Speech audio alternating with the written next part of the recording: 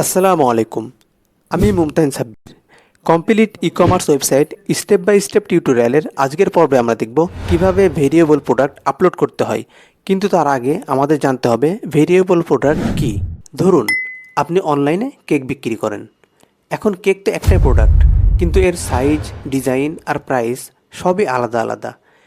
এখন অনেকে ভাবেন প্রতিটা সাইজ বা ডিজাইনের জন্য আলাদা আলাদা প্রোডাক্ট আপলোড করতে হবে, কিন্তু আসলে ব্যাপারটা তা না।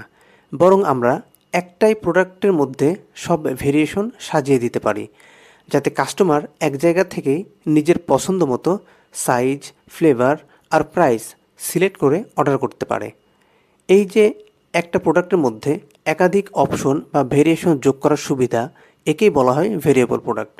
তো চলুন আজকে দেখে নেই কীভাবে আমরা ই-কমার্সে ভেরিয়েবল প্রোডাক্ট তৈরি করব আর কাস্টমারের জন্য কেনার অভিজ্ঞতা